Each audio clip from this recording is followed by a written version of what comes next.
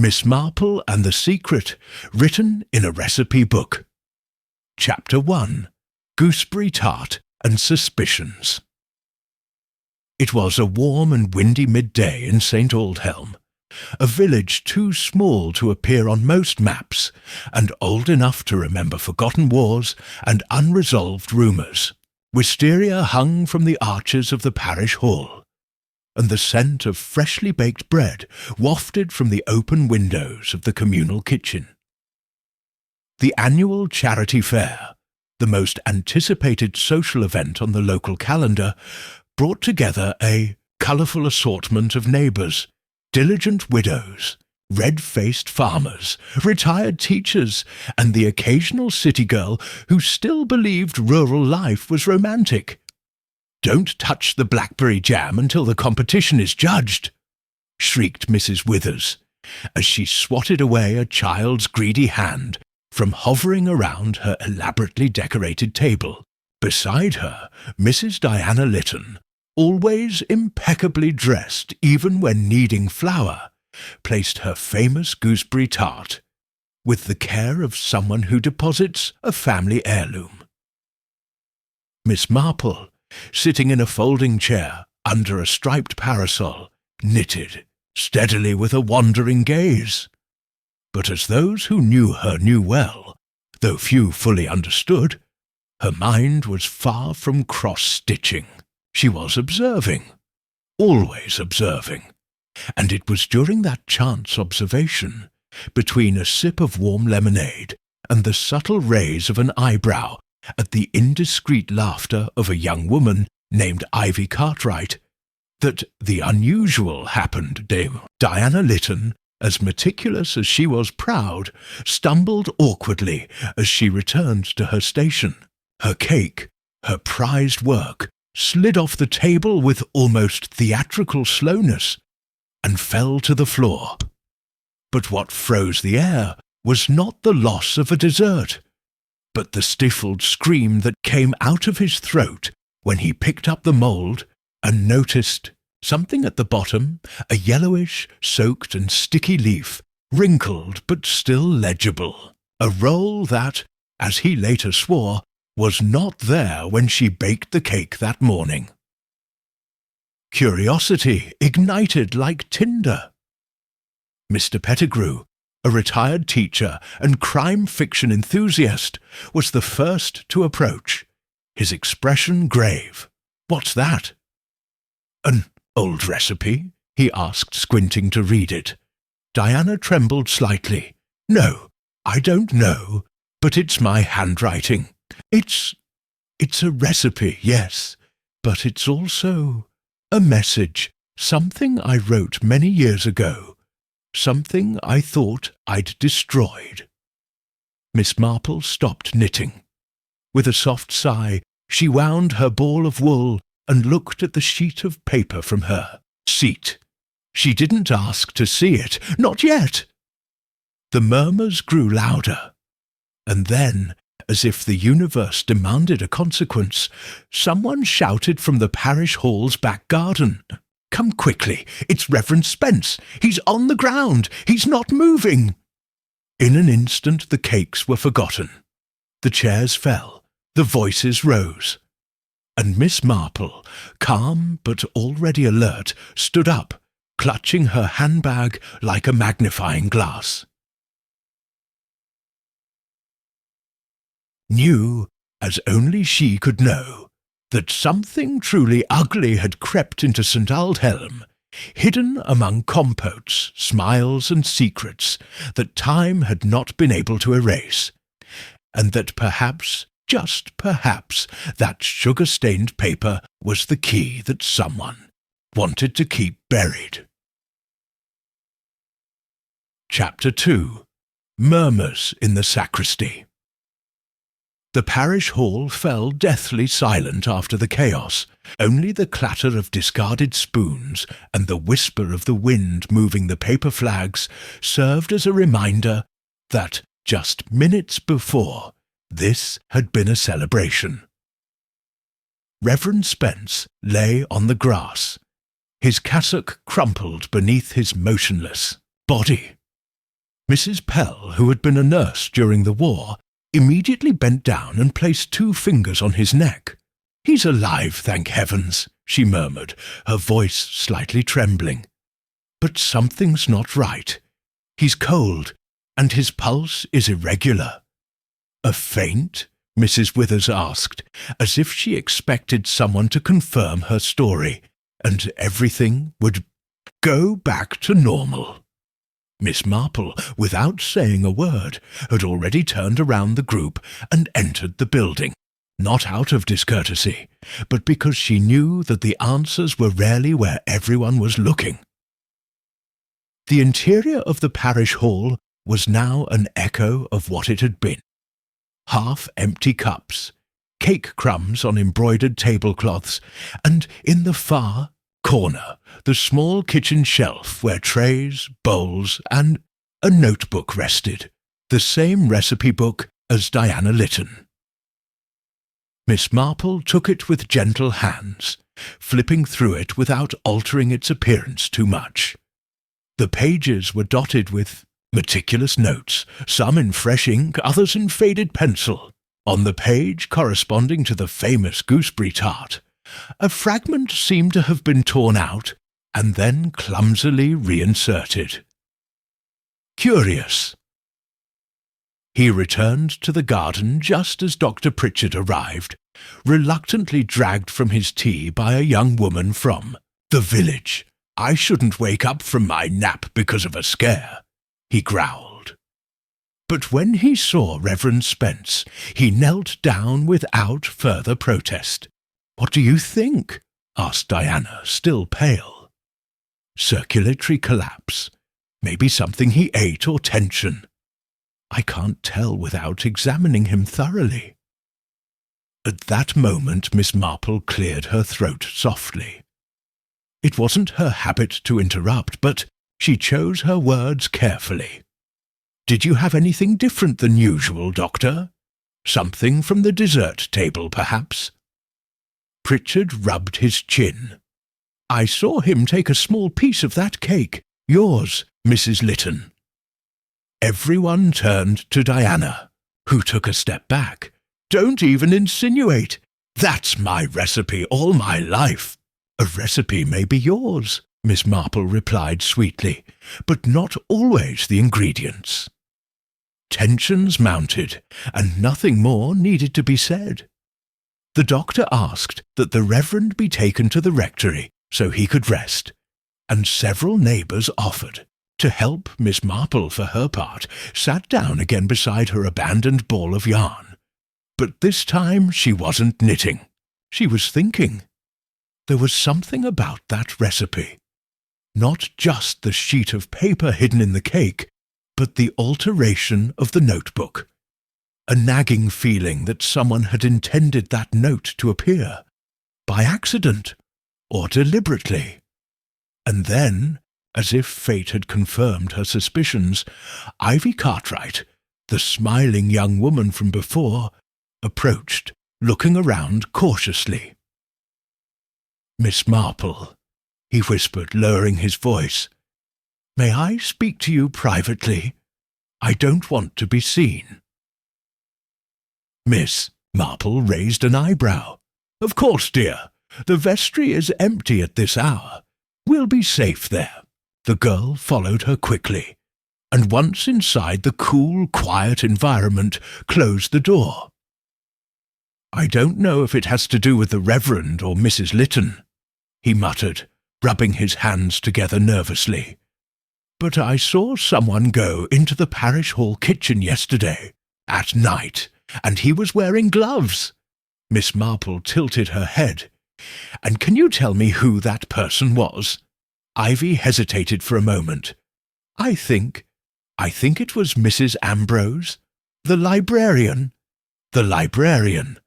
Discreet, methodical, a lover of routine, and, as Miss Marple recalled, at odds with Diana Lytton ever since she had won first prize in the local literary competition 3 years earlier. Thank you, dear. You did the right thing by telling me this." Ivy nodded, visibly relieved. but as she opened the door to leave, she stopped dead in her tracks. Mrs. Ambrose was there, on the other side, staring at them with an expression that was hard to read. "Am I interrupting something?" he asked softly. Miss Marple smiled. "Not at all, my dear. We were just remembering recipes. Sometimes what you write in a cookbook can say more than you think." Chapter 3. The Librarian and the Lost Page. Miss Ambrose stood on the threshold for a few more seconds without moving, her hands folded in front of her worn leather satchel. Her expression wasn't hostile, but it did contain a kind of restrained coldness that Miss Marple had learned to recognize as more dangerous than any open indignation. "We were just talking about cooking," Miss Marple repeated lightly, getting to her feet. "Ivy was telling me that her grandmother used cardamom in her rhubarb compote, an innovation I would never have dreamed of." Miss Ambrose didn't respond immediately. Instead, her eyes, grey, sharp, meticulous like everything about her, rested briefly on Ivy, who immediately looked down. "Funny," he said finally, "because I swear I heard someone else's name. Mine, to be precise." Miss Marple smiled at her serenely. "Oh dear, I'm sure it was a misunderstanding. Old walls have strange echoes. Would you like to join us in the drawing-room? I think there's some tea that's not quite cold." The tension eased slightly, and Miss Ambrose nodded. "Of course." But her gaze, before turning, lingered on Ivy for a moment longer, and it was enough for the young woman to decide not to follow them. She pleaded with a trembling voice that she had to get home. Miss Marple did not insist. Back in the parish hall, the bustle had resumed, albeit at a much more subdued pace. The desserts hadn't been cleared away, but now no one was eating. Then conversation revolved around the still unconscious Reverend Spence, and what Mrs. Lytton theatrically called the attack on my reputation as a baker. Miss Ambrose poured herself a cup of tea, pouring the milk with surgical precision. Diana was always too sentimental for a good recipe. You can't write secrets in edible ink and expect them to disappear when baked. Miss Marple looked up. "Have you seen the paper found in the cake before?" "Of course not. Are you implying I had something to do with it?" "I'm not insinuating anything, my dear. I'm just observing." He paused subtly. "And I notice that you're a careful woman. If someone had wanted to hide a note without it being discovered, they would have used an unused book, one that no one had consulted in a long time." The librarian tensed slightly. "Like an old recipe book, you mean?" "Exactly." Miss Marple took a sip. "And yet this note ended up in the star cake of the fair, which suggests something interesting. Someone wanted it to be found. Not too soon, but eventually." Ambrose didn't respond. His lips were pursed like a sealed envelope. Just then, Dr. Pritchard came in, taking off his hat and wiping his forehead with a handkerchief. "The Reverend is stable, but he hasn't woken up. I've sent for an ambulance to Much Benley. They'll keep an eye on him at the county hospital." The murmurs revived. The Reverend's name, which had always been synonymous with calm and tradition, now seemed like a crack in the town's facade. Miss Marple walked over to the dessert table and picked up the tin where the cake had fallen. There was still some sticky residue left on it. A faint indentation could be seen on the base, as if the paper had been burned around the edges before it went into the oven. "Can paper survive baking?" he asked aloud. "It depends on the type of oven. Mrs. Pell said from the back, "and whether the pan covers it well enough. But it's usually charred." Miss Marple nodded. The paper had been handled carefully, perhaps stiffened or inserted at the last moment. He walked to the window and looked out at the street. A black cat was sleeping on the stone wall in front of the rectory, and the postman was leisurely cycling away. But what caught his attention was something else. A figure discreetly entering the village library. Hair tied back, white blouse. Ivy, Cartwright. Miss Marple put down her cup, picked up her bag, and quietly left the room. The library was almost empty. Only the distant murmur of the shelves and the soft creaking of the wooden floor.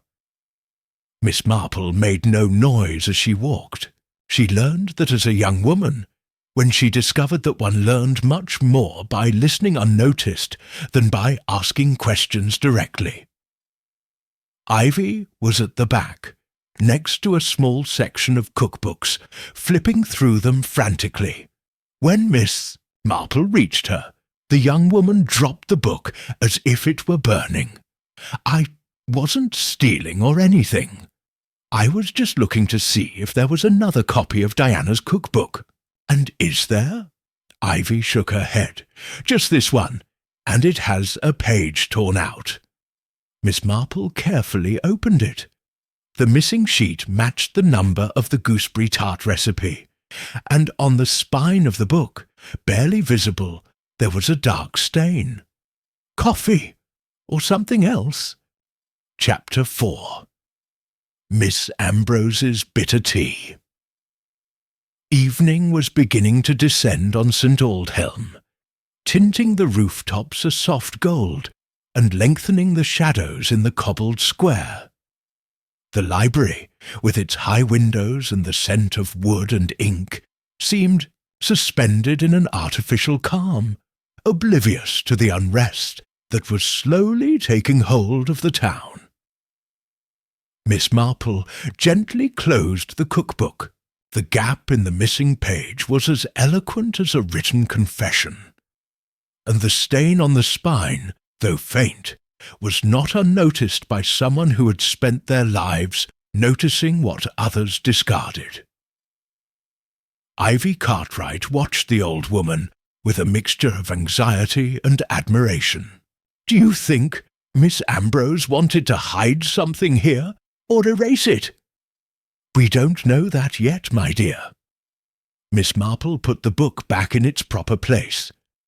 "But it's not unusual for those who live surrounded by words to believe they can control their meaning, as if by tearing out a page they could alter the story it tells." Ivy frowned thoughtfully. "She has her quirks. She doesn't talk to many people, and if you return a book to her late, she never forgets." "And do you have many visitors in the library lately?" "Hardly any, except for school children or on Thursdays when the book club comes." "Oh, and lately Reverend Spence. He's been coming to look through the town's historical archives. He said he's preparing a series of sermons on the origins of St. Aldhelm's." Miss Marple tilted her head. "The origins? How interesting! And Miss Ambrose helped you?" They seemed to be having long conversations, but the Reverend looked frustrated, as if he couldn't find what he was looking for. Chapter 4.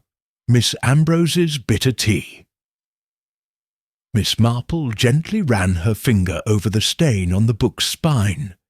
It didn't smell of coffee, nor did it have the sticky texture of jam.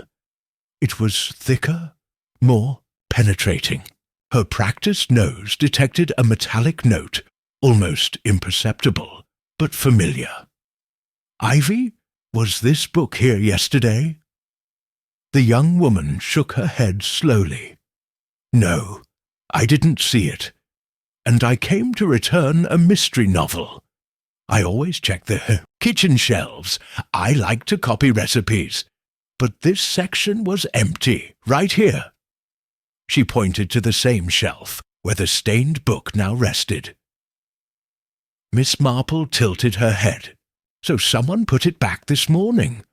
Or they planted it deliberately, knowing that someone curious like you might find it." Ivy swallowed. "Do you think that someone was Miss Ambrose?"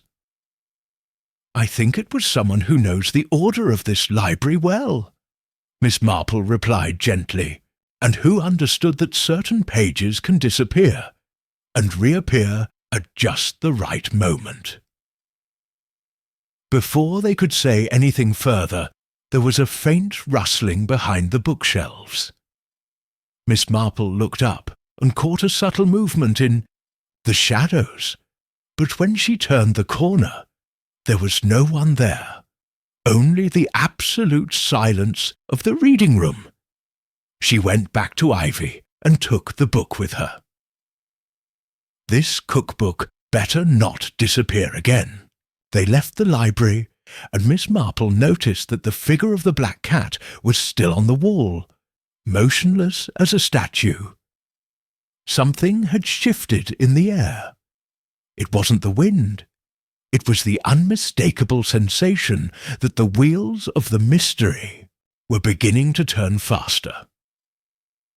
That afternoon, while the town feigned normalcy in its gardens and drawing rooms, Miss Marple allowed herself one more visitor. Miss Ambrose's house, a small ivy-clad cottage, adorned with dying geraniums, and a welcome mat that read, "Order and Discipline."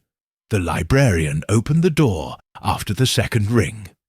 Her face was relaxed, but her eyes seemed calculating. "Miss Marple, how unexpected." "I know, dear, but I thought we could share a cup of tea.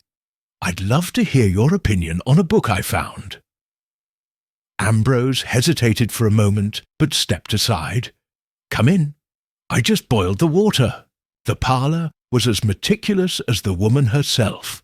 Books lined up with unhealthy symmetry, curtains without a single wrinkle, a crate of tea arranged by strength and region. Miss Marple sat down and watched silently as her hostess prepared 2 cups. As she placed her own on the table, Miss Marple noticed a telling detail. The cup Ambrose used for himself had a slightly chipped rim, almost imperceptible, unless you knew how to look. "Do you mind black tea?" Ambrose asked. "Not at all. But do you mind if I use this cup instead?" he said, quickly exchanging cups with a gentle smile. The librarian blinked, puzzled. Of course not." For a few minutes they chatted about trivialities. The library being closed on Wednesdays, the lack of youthful interest in classical literature, the rumour that Mrs. Pell had seen Dr. Pritchard leaving the rectory with a sour face. But Miss Marple knew that the most revealing conversations were those that didn't touch on the main topic. Finally, she took the recipe book out of her bag. "I found this in the library. Oddly enough, one page is torn out. The same recipe for the gooseberry tart." Ambrose stood very still. "That book was missing. I've been looking for it for weeks." "Really?" "Ivy Cartwright says she's never seen him before today. Funny how he came back right after the paper in the cake incident." Ambrose put down his cup with a soft clink. "I don't know." Chapter 5. A Note Among the Lavender Flowers. The next day dawned with a low grey sky, heavy with that silent dampness that seemed to penetrate not only clothes, but also thoughts. At St. Aldhelm, the rumours had already become improvised truths, confidently repeated by mouths that had never been near the parish hall at the time of the incident. Some said Reverend Spence had been poisoned. Others said Mrs. Lytton had suffered a nervous breakdown due to an old blackmail scheme. But what no one seemed to know for sure was because that piece of paper, a recipe turned into a secret note, had appeared inside a cake. Miss Marple, in her tidy, mossy-roofed cottage, began the morning as usual, watering the plants on the windowsill as calmly as she wove her thoughts. She knew the answers wouldn't come directly. The culprit, or culprits, hid behind a cloak of routine and rural courtesy, as tightly woven as the scarves the village ladies gave each Christmas. In the middle of the morning, he received a visit from Mrs. Pell, who arrived panting, wearing a crooked hat and holding an umbrella even though it wasn't raining. "Jane, dear, I came here because I remembered something," he exclaimed as soon as he crossed the threshold. Something silly, probably, but it seemed strange. Miss Marple offered her a seat and tea, without asking any questions. "It's over the rectory garden," Mrs. Pell explained, calmer now. "When we went to help with the Reverend, you'll remember we all ran to the back of the room. Well, as they were carrying him, I noticed something sticking out among the lavender flowers." Something? A piece of paper, crumpled, as if it had been thrown away in a hurry. I thought it was trash, and didn't want to disturb it, but this morning, as I passed by on my way to church, it was still there. Miss Marple stood up immediately. "Show me." They walked together under the overcast sky. The rectory garden, normally a quiet and forgotten corner, now seemed like a scene frozen in time. Lavender flowers formed a small, fragrant hedge, and among its grey and violet stems, almost hidden, lay the paper. It was wet with dew and stained with earth. Miss Marple picked it up with a handkerchief and delicately opened it. It was a torn sheet of paper, handwritten in a different handwriting than the paper found in the cake. The words, however, were just as disturbing. "If you keep talking, I'll make what happened that time look like child's play." There was no signature, no date, but it was clear someone had wanted to intimidate or warn. "Do you recognize the handwriting?" asked Miss Marple, showing it to Mrs. Pell. The woman leaned forward, adjusting her glasses. "It could be young Gerald, the Reverend's assistant. He writes notes for the church notice board, and the shape of the R is very much his, you see." Miss Marple nodded. Gerald Pennymore, young, devoted, somewhat nervous. He wasn't a boy who excelled in anything except his ability to blend in. But now he seemed to be closer to the centre of the web than anyone would have expected. Later that day, Miss Marple discreetly visited the rectory. It was Mrs. Bellamy, the housekeeper with a husky voice and a stern expression, who received her. "Young Pennymore isn't here, Miss Marple. He's gone to the post office to drop off some envelopes from the Reverend. He'll be back in an hour, maybe longer."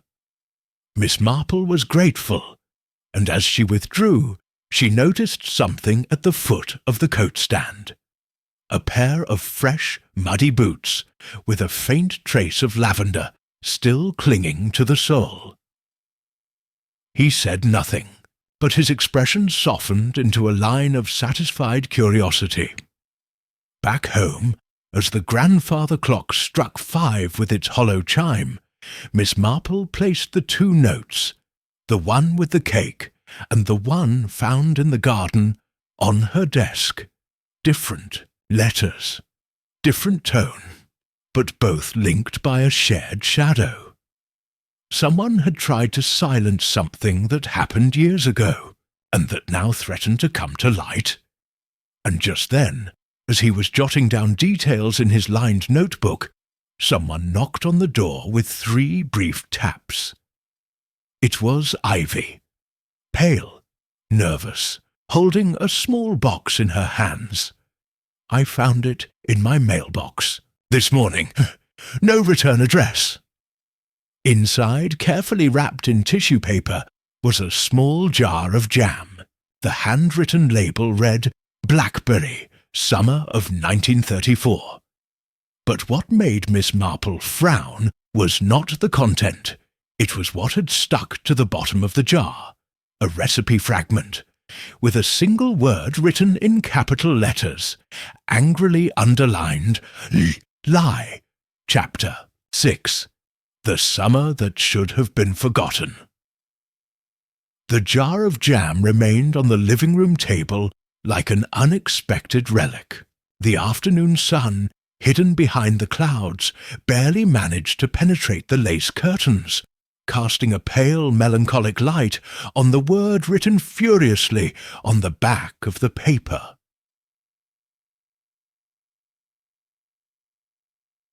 Miss Marple looked at the bottle with a neutral expression, while Ivy Cartwright, sitting on the edge of the armchair, wrung her hands nervously. "I don't understand what it means," the young woman murmured. I just wanted to help. I thought that by telling you what I saw in the kitchen, I was doing the right thing." Miss Marple nodded sweetly. "And you did, my dear. Sometimes when we turn over a stone, we don't just discover worms. We also uncover secrets that have been trying to hide for too long." He took the paper stuck to the jar and examined it with a small magnifying glass. The ink seemed fresh, although the corners of the sheet were yellowed, as if it had been torn from an old notebook.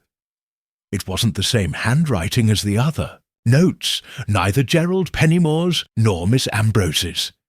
This handwriting was more erratic, as if written in haste or anger. "Does this type of writing sound familiar, Ivy?"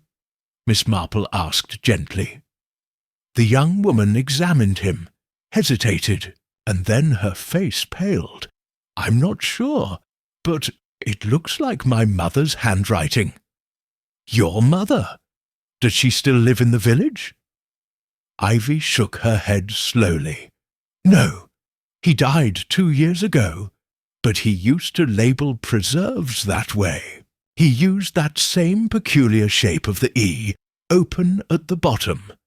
And the word lie, it sounds familiar. He used it a lot when he talked about that time."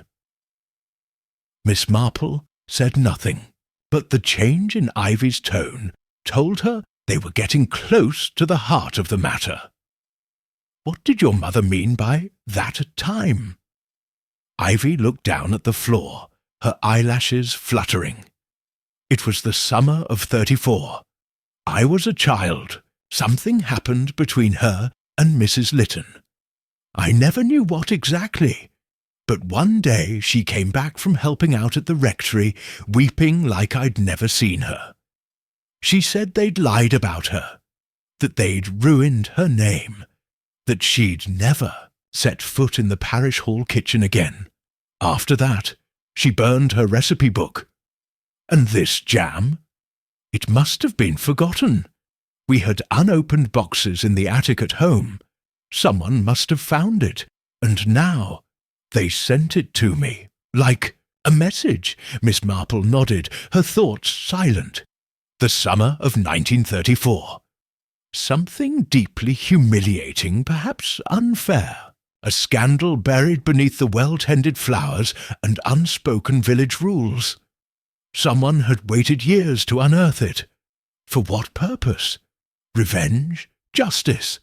Or simply a settling of scores before time erased it all?" That evening, Miss Marple paid a visit to the parish archives. With a flashlight, a pair of gloves, and the key borrowed from the sexton, she settled among the dusty village records. The minutes from 1934 were bound in cracked leather, with firm, concise handwriting. He flipped through page after page, births, weddings, small donations. And then he found a singular entry, barely noted in the margin. July 1934. Incident. During preparations for the charity fair. Official record not advised. Domestic dispute between Mrs. Cartwright and Mrs. Lytton. Filed without follow-up. Nothing more. No explanations, no full names.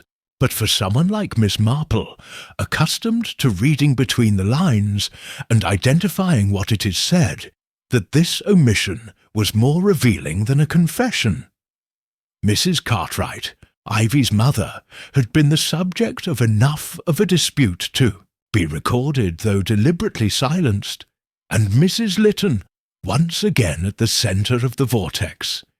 Everything pointed to a story of humiliation, perhaps even betrayal. And now, so many years later, that story was beginning to resurface with dangerous force. The next morning, the town awoke to another shock. Gerald Pennymore had disappeared. He hadn't been to the rectory. His bed hadn't been used. The housekeeper stated that she hadn't seen him return the previous evening. And most disturbingly, the bicycle he usually left by the back door had also disappeared. The local police were notified, and Sergeant Fowler, a robust man with a heavy gait and a rather straightforward mind, began the first questions. But as was usual at St. Aldhelm, the answers came wrapped in polite silence and half-truths. Miss Marple watched from her garden, between the branches of her wildest rosebush, while the rumour of the disappearance spread like fog. A frightened young man, a forgotten summer, a jar of jam with an accusation carved into it. The pieces were beginning to fit together, although the picture did not yet reveal its complete image. Miss Marple, as she picked up her straw hat and packed her bag, knew it was time to visit one last house before the day was over, Diana Lytton's, because, to understand what was happening now, it was necessary to fully unearth what happened that summer. Chapter 7. A Visit and Old Wounds. Diana Lytton's house, known to the neighbours as Rose Hill Cottage, looked as immaculate as ever. Its garden meticulously trimmed, and its bushes pruned into geometric shapes that reflected, perhaps unwittingly, its owner's character, rigid, orderly, and control-loving. But that morning, as she climbed the 3 stone steps to the front door, Miss Marple noticed something different. The curtains were half-drawn, and an empty cup sat on the windowsill outside, as if someone had forgotten that the world could look in. Diana opened the door quickly, as if she had been expecting the visitor, although her expression was less cordial than usual. "Jane, I suppose you came to ask me about that role," he said bluntly. "And about that girl, Ivy. She's all over the place telling stories." "Actually, my dear, I came to ask you about something much older than a piece of paper in a cake," Miss Marple replied calmly. "About the summer of 1934. Diana's face hardened. "What do you mean?" "The incident in the parish hall kitchen. The disagreement with Mrs. Cartwright. There was no official report, but there were rumours, and Ivy's reaction, the fear, the pain, the bewilderment, tells me something was left unresolved." Diana crossed her arms, walking into the living room without inviting her directly, but without closing the door. Miss Marple followed her silently, noticing that the air smelled of dried flowers, lavender soap, and something else. A suppressed tension, like a room that has been too closed for too long. "It was over 20 years ago," Diana finally said, her back to her, "and it wasn't as bad as everyone wants to make it out to be." Then you won't mind remembering it. A silence, long, thick. Your mother was unstable, Diana murmured. She wanted to impose her homemade jam as part of the prizes. She said hers was better than any recipe in town. When I told her she couldn't compete without submitting the ingredients, she got offended. She lost her temper. And that's why something was written in a recipe that spoke of a lie. Diana turned quickly. What? Miss Marple pulled the paper out of the jam jar, still covered in adhesive. Diana stared at it, her face slightly paling. I didn't write that. I would never have used that word in such a vulgar way. But someone did. And it seems to be someone who was well aware of what happened. And now they're looking to settle the score. Miss Cartwright believed she'd been publicly humiliated, and she doesn't seem to have been the only one who knew about it. Diana sat down slowly, as if her legs wouldn't hold the conversation. For a moment her eyes wandered to the tapestry hanging over the mantelpiece. It wasn't just an argument, she finally admitted. There was a letter. My husband received an anonymous letter insinuating I was having an affair with the vicar. It was absurd, unfair. But for some reason, I believed it had come from her. Mrs. Cartwright. Yes, she denied having written it. But at the time, I didn't know what to think.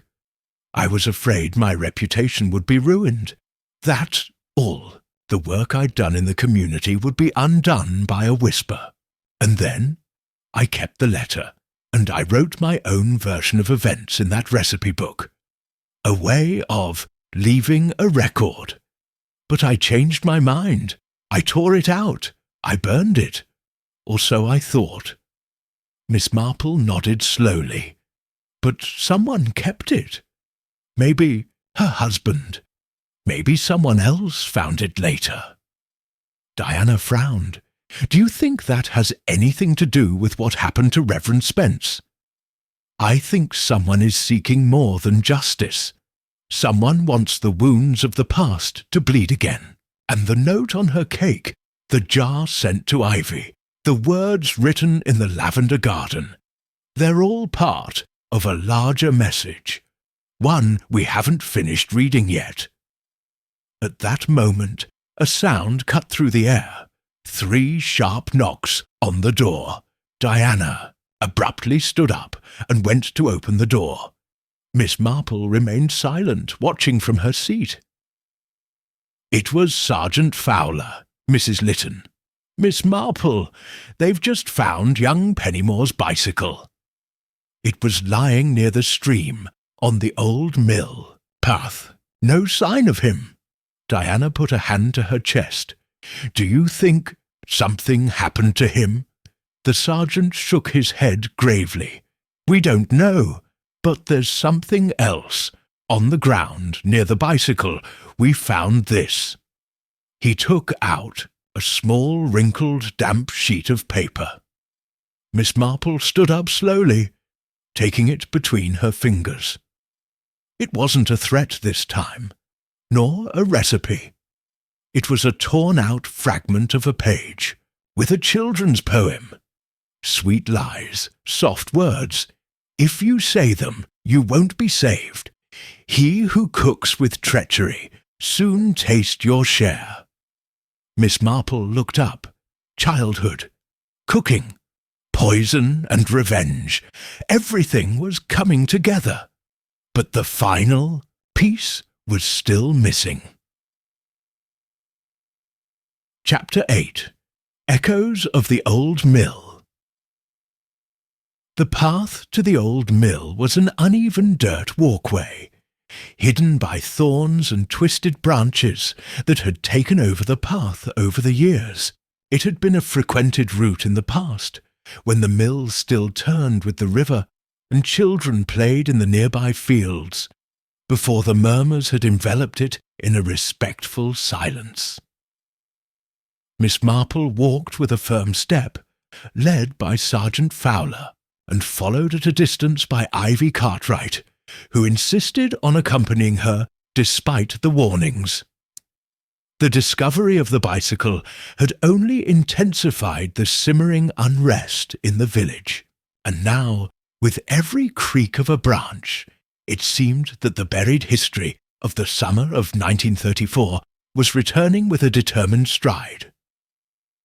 When they reached the clearing, the bicycle lay among dry leaves and weeds, as if abandoned in haste.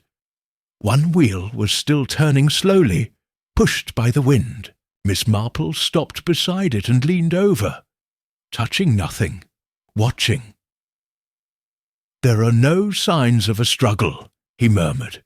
"No dragging. Young Gerald could have voluntarily come down this path." The sergeant nodded, but he didn't seem convinced. If he came of his own free will, why would he leave his bike in such an obvious place? Why not just keep it? Miss Marple didn't reply. She turned slowly toward the mill, whose stone structure stood partially ruined, with a broken window as its only visible eye. A feeling of dampness and oblivion emanated from the place. "Is it open?" he asked the sergeant. "Yes. The back door hasn't had a lock for years." They walked to the entrance, which creaked as it was pushed.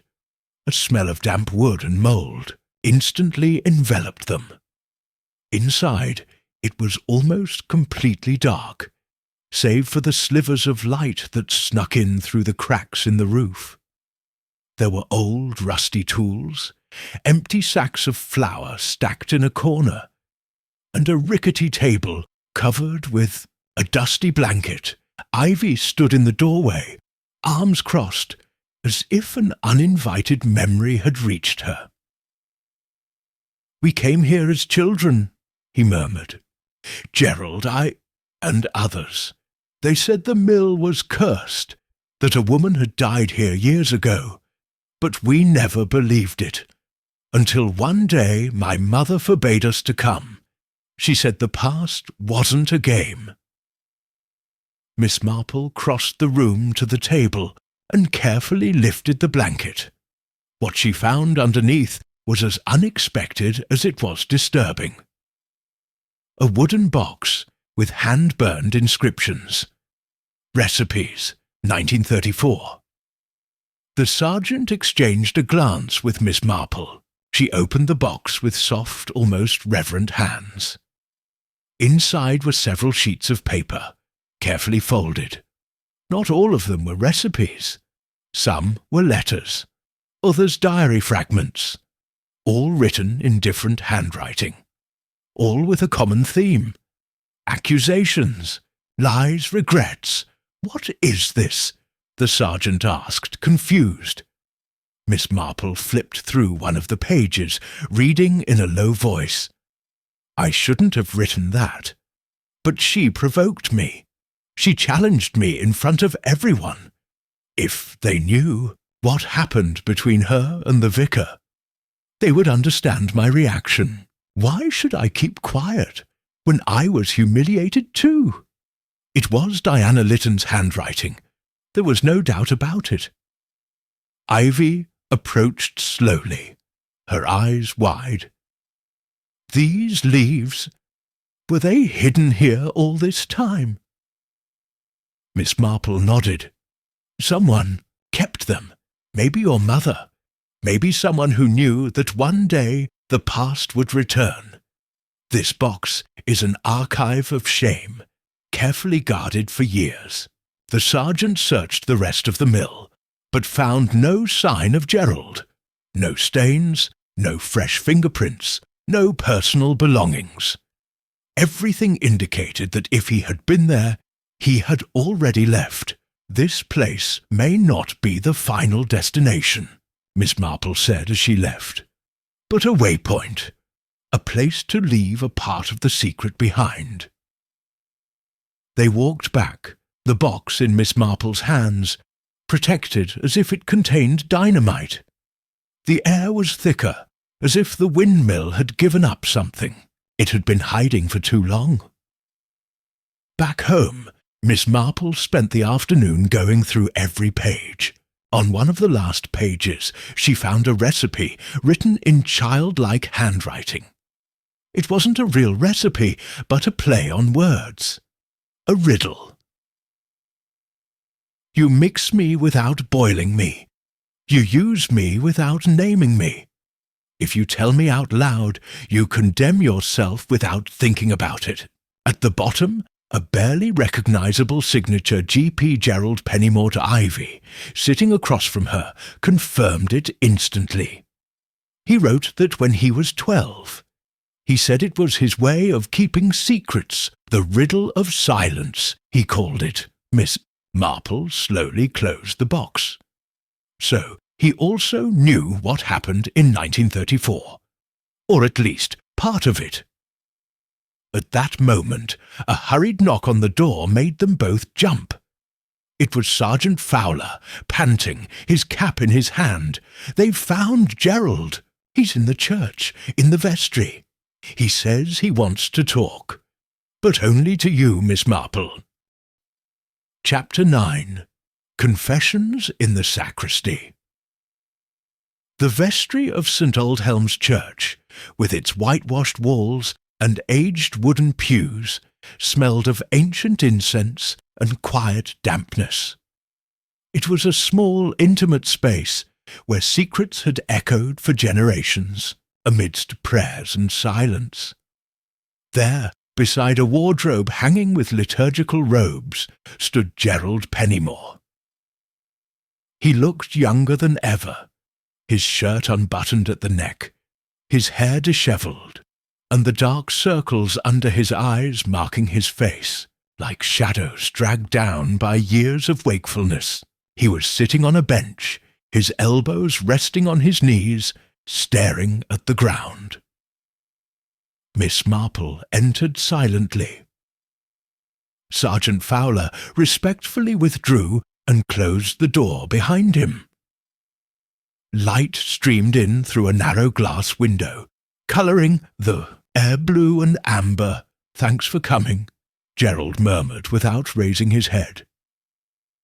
Miss Marple sat down opposite him, unhurriedly. "You said you wanted to talk, and here I am." Gerald nodded, swallowing. "I know the police think I'm on the run, that I have something to do with the Reverend, or with the paper in the cake. But it's not like that, not directly. So, why did you disappear, dear? Because I didn't know what to do. Because I found the box at the mill and I knew everything was coming out too fast. And because I couldn't bear to watch Ivy discover it without context." Miss Marple watched closely. "Are you referring to what happened in 1934? He nodded. "My mother was Mrs. Cartwright's friend. True friends. They shared recipes, walks, confidences. And then it all fell apart. I was just a kid. But I remember the screaming. I remember my mother crying for days and burning a letter in the fireplace. The anonymous letter Diana Lytton received. That one. I know because I wrote it." The silence grew denser, as if the air itself refused to move. Miss Marple showed no surprise. She simply waited. "I was 11, Gerald continued. "I overheard a conversation between my mother and Mrs. Cartwright. They were talking about how Diana seemed too close to the vicar, how she could manipulate everyone with her charm. I wanted to protect my mother. I thought if Diana got scared, she would stop interfering in her life. So you wrote that letter." "Yes, using an old recipe as a template to make it look like it was written by a woman. I used words I'd heard without really understanding their meaning, and when the letter reached Mr. Lytton, everything exploded. My mother made me swear I'd never tell. She punished me severely, but she never denied what I'd said about Diana. And Mrs. Cartwright took the blame. Yes, no one accused her directly, but the damage was done. The community turned its back on her. She lost her place on the committee. She was marginalized. Then came the whispers, the silent humiliation. She never recovered, and I grew up knowing that a childish prank had destroyed a life. Miss Marple sighed softly, clasping her hands in her lap. And the recipe book. I hid it. I felt guilty. For years I returned to the mill as a kind of punishment. Sometimes I wrote down what I remembered, or fragments of what I would have liked to say. That box is a mixture of truth and regret, of confessions I never knew whether I should deliver. Why now? Gerald rubbed his eyes. Because when I found Ivy, looking through old cookbooks, I knew she was looking for answers too. I didn't want her to find out all at once. I thought about leaving her the jam jar, a symbol, a warning, but I didn't imagine someone else would intervene. Anyone else? Gerald looked up. His eyes were full of fear. There's someone else stirring this up, Miss Marple. Someone who wants to punish, not just reveal. The poisoned note, the Reverend's collapse. It wasn't me. I wouldn't go that far. But someone has, and they're using the remnants of that summer as a weapon. Miss Marple stood up calmly. So, my dear, it's time you stopped hiding. The past has many shadows, but if you don't face them, they keep growing. Gerald nodded. He looked relieved, as if a huge weight had begun to lift from his shoulders. Do you think Ivy will forgive me? I don't know, Miss Marple said softly, but half-truths do more harm than a full confession, and she's a strong girl, much stronger than you know. At that moment the door opened with a soft creak. Sergeant Fowler appeared, his face grave. Miss Marple, something has happened. Mrs. Diana Lytton has been found unconscious in her parlour, and beside her, a letter. Miss Marple was already taking her bag. The final piece is moving, he murmured, and this time it wasn't the past that was speaking. It was the present, demanding its own justice. Chapter 10. The Letter on the Tablecloth. Rose Hill Cottage was surrounded by curious neighbours when Miss Marple arrived. Some were talking in low voices about what happened again, while others feigned interest in the wilted geraniums in the front garden. But the most persistent rumour was a single one. Diana Lytton had been attacked, or had collapsed of her own volition. Sergeant Fowler quickly guided her through the door, closing it behind her to avoid any more eyes and ears than necessary. Inside, the scene was eerily quiet. The tea table still held 2 cups. A napkin had fallen to the floor, and Diana's hat rested on the floral rug, as if it had slipped off her feet when she lost her balance. "Where is he now?" asked Miss Marple. "The doctor arrived half an hour ago.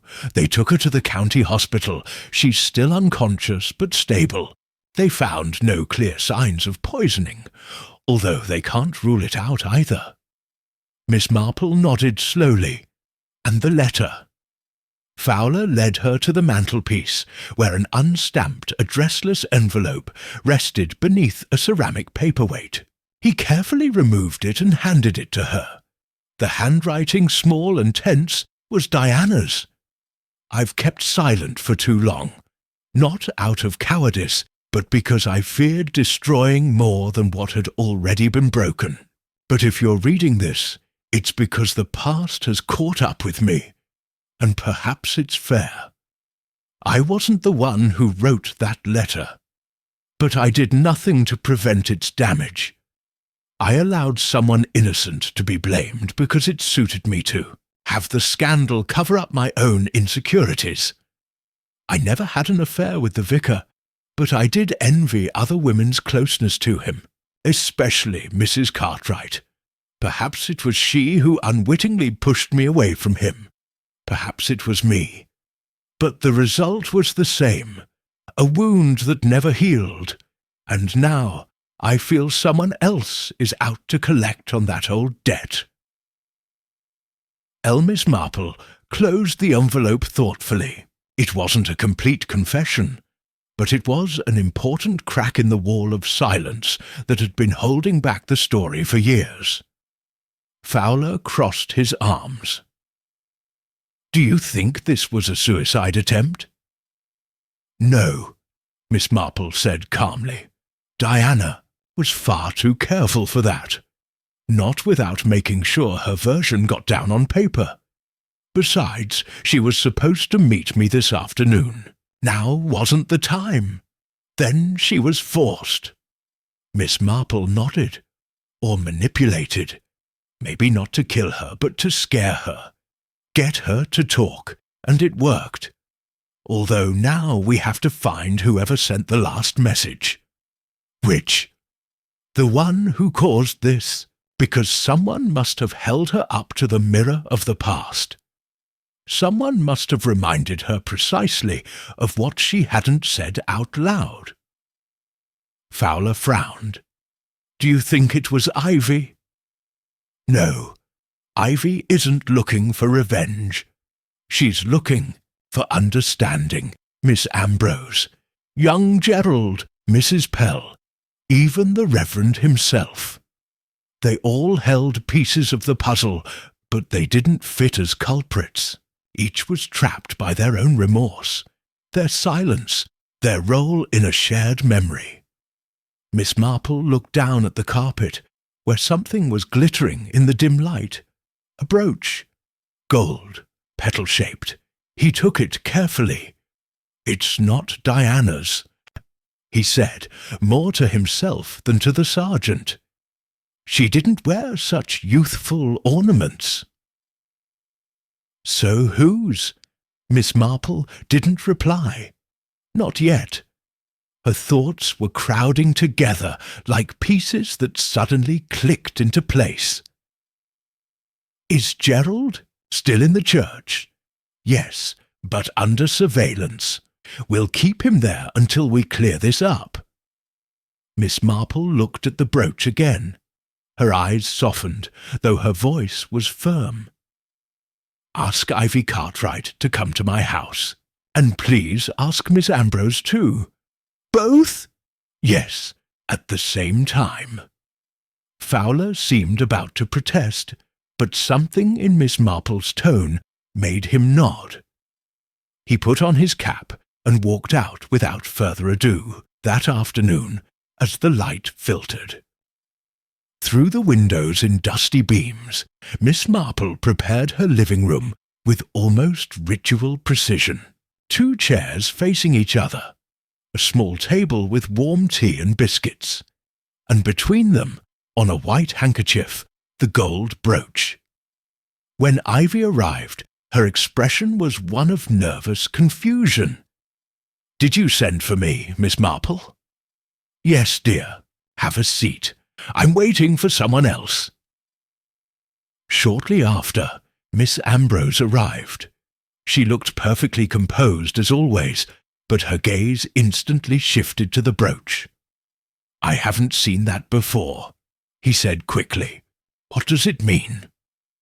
"That remains to be seen," Miss Marple replied. "But before I ask you, I have something else to show you."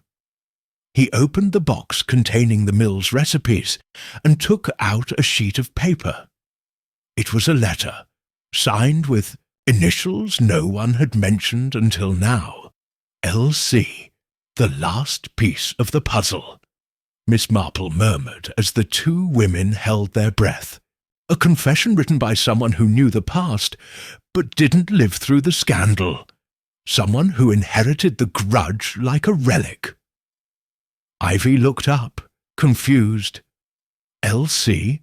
Miss Marple turned to her sweetly. Did your mother have sisters, Ivy? She nodded.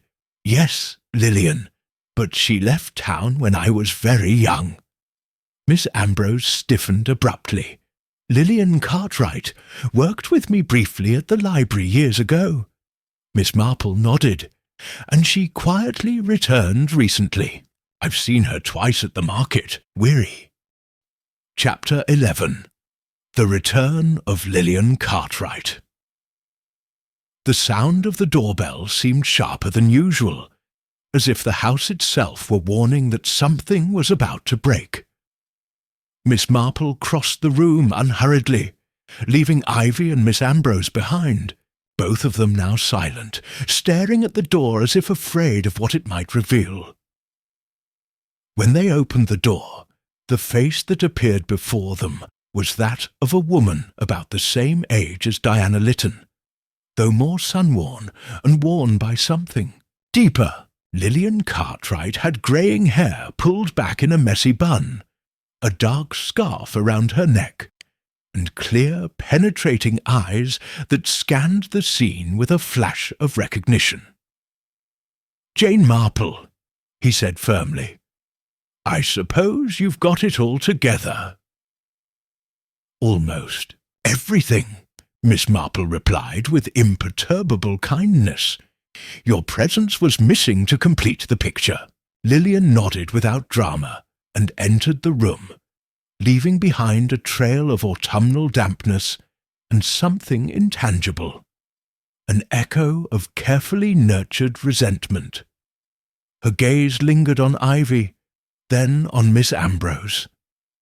The gold brooch on the white handkerchief caught her attention for just a second, but not long enough to betray her. I left this town years ago, he began, sitting down without being offered. I thought the ghosts would stay here, but it turns out ghosts travel, especially when they haven't been served justice. Ivy leaned forward. Are you the one who's been sending those notes? The jam? The paper in the cake? Lillian stared at her, and there was no hatred in her expression, only determination. Yes, it was me. Because all these years no one told the truth. My sister died of a broken heart. She never trusted anyone again, never cooked for a fare, never shared a single recipe with another soul, and all because of a damn rumour.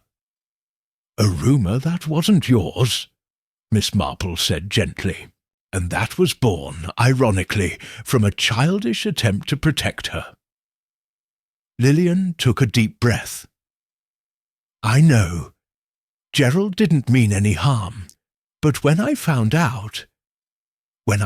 that letter among my mother's things after she died, I didn't know who to blame. So I blamed everyone. The town, Diana, the church, those who kept quiet, those who pretended not to see. Miss Ambrose, who had remained silent until then, cleared her throat. And that's why you came back secretly, to poison a reverend? Lillian looked at her hard. No, that wasn't my intention. I wanted to rock the boat. I wanted everyone to remember. But what happened with the reverend? It wasn't my fault. I left. The note in the cake, yes. But I didn't add anything to the toppings. Someone else did. Someone who perhaps also has unfinished business. Miss Marple narrowed her eyes. Are you suggesting that she didn't act alone? Lillian hesitated. I may have been the spark, but someone took advantage of the fire. The paper with the word LA, I didn't write it. I would have signed my name. That kind of threat isn't my style. Ivy spoke, for the first time firmly. So who was it? Who's behind all this? Miss Marple stood up and walked over to the piece of furniture where the mill recipe box lay. She opened the lid, took out a sheet of paper and placed it next to the brooch. In one of the most recent papers, dated just a few weeks ago, there is a signature, E.C., not Lillian, not Gerald, and yet someone very close to all of us. Miss Ambrose paled visibly. "Eleanor Cartwright?" Ivy whispered. "Lillian's daughter?" Lillian looked down. "My daughter, yes. She came back with me. She never wanted anyone to know. She was the one who discovered the recipe book when we were cleaning out my mother's house. She was the one who found the brooch, who started putting the pieces together, and she was the one who felt that her mother and her aunt had been stolen from their place in this town. She was the one who thought justice should be served, even if it was by dangerous means." "Where is he now?" asked Miss Marple. "Don't know. He left this morning. He said he'd go see someone else before he left for good."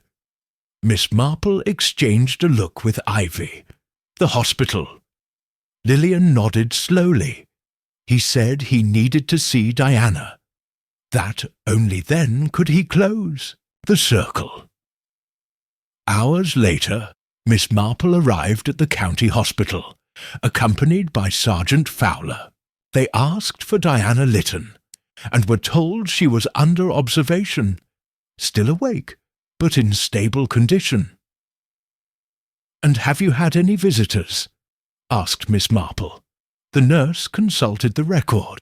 "A young woman. She didn't give her full name.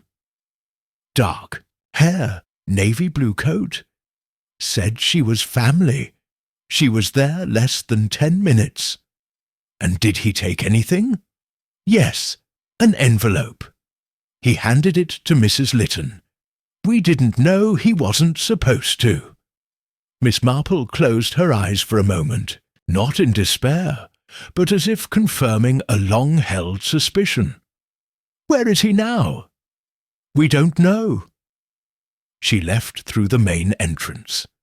She was alone. That evening, back at St. Aldhelm, Miss Marple wrote in her notebook in slow handwriting. "Truth is a seed. It can sleep underground for decades, but when it sprouts, it doesn't always blossom. And I knew that, at dawn, the last thread of that summer of 1934 would be unravelled." Shall we move on at Chapter 12?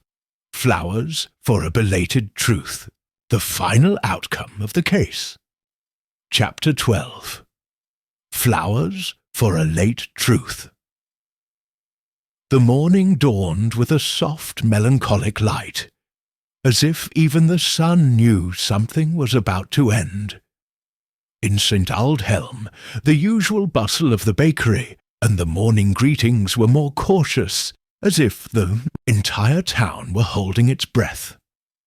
At Rosehill Cottage, still empty since Diana Lytton's hospitalization, Miss Marple was holding a small get-together. It wasn't a formal meeting, nor was it a theatrical performance, simply a meeting with those who had lived through, or inherited, the consequences of a summer the town never fully wanted to face. They were there. Gerald Pennymore, still pale but more serene. Ivy Cartwright, her face tense and her back straight. Miss Ambrose, stiff as a rod, though her hands trembled only slightly. Lillian Cartwright, the woman who returned with an old wound and the determination to open it. And finally, Eleanor Cartwright, who had been found that very morning sitting on the cemetery bench, an empty envelope in her lap, her face turned towards the fields. Miss Marple waited until everyone was seated. Then, with a gentle gesture, she placed 3 objects in the centre of the table: the jam jar with the word LIE, the golden petal-shaped brooch and the recipe sheet with Gerald's children's acrostic. This case, if you can call it that, hasn't been about poison. At least, not the kind that comes in a teacup, Miss Marple began evenly. It's been about something slower, hardier, the kind of poison that's called silence, that is transmitted between generations. Eleanor, standing by the window, did not turn around. "I didn't mean to hurt him," he said, almost in a whisper. "But I needed him to know that the lie he left untouched destroyed lives. And that's why you poisoned the Reverend?" Miss Ambrose asked, her voice harsh. Eleanor shook her head. "No, I never planned that. I just wanted to leave signs, reminders. The paper in the cake, the jar in the mailbox. But when I returned to the parish hall one afternoon to drop off the fake prescription, I saw someone else in the kitchen, a jar in their hand. I didn't know what they were doing until it was too late." "Who was it?" Ivy asked, breathless. Eleanor hesitated. "Mrs. Ambrose." Everyone turned to her. "Is that true?" Miss Marple asked politely, but with no room for evasion. The librarian pressed her lips together for a moment. Then, in a low voice, she confessed, "I didn't know what it was. Gerald had left a small box in the rectory with his name on it. I thought it was part of the setup. A joke. A justified punishment, perhaps. And when I saw the unlabelled bottle in the kitchen, I added just a few drops to the cake. I thought it would only cause discomfort, that it would make him confess. I didn't expect the Reverend to be the one to taste it." An awkward silence fell. "It wasn't malice, then. It was mistaken pride," Miss Marple said. "But those kinds of mistakes are the most dangerous, because they're made in the belief that they're acting justly." Eleanor turned her, gazed to everyone. "I don't want punishment. I just wanted the truth." Miss Marple nodded. "The truth is out. Not out of revenge, but out of necessity. But now, we have to decide what to do with it." Lillian stood up. She walked over to her niece and took her hand. "Your mother wasn't perfect. None of us are. But she would have told you that love doesn't need revenge. It just needs to be heard." Gerald approached cautiously. "What I wrote as a child was a game, but the damage was real. I'd like to help repair it if it's still possible." Ivy looked at everyone. "My mother lived in silence, as if she didn't have the right to defend herself.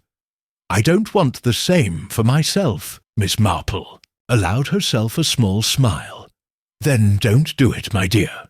Silence can protect sometimes, but it can also rot what it touches. In St. Aldhelm, as in any community, what is left unsaid weighs more than what is shouted." That afternoon, the town received news that Diana Lytton had woken up. She didn't ask for doctors or prescriptions, but for letters. She wanted to know if anyone had read hers. Miss Marple went to see her. Sitting side by side, with the window open and the scent of lilacs drifting in from the hospital garden, they spoke little. Diana took her visitor's hand. "So it's all worked out. Finally." Miss Marple nodded. And like everything that is left in the cupboard for too long, it had begun to ferment. Diana smiled weakly. "Now what? Now the people will remember. Maybe not everything, maybe not well, but they will remember. And that is enough." Days later, at the spring fair, the first without a cake prize, Miss Marple strolled leisurely among the stalls. Children ran, women laughed, and the air was filled with the bang,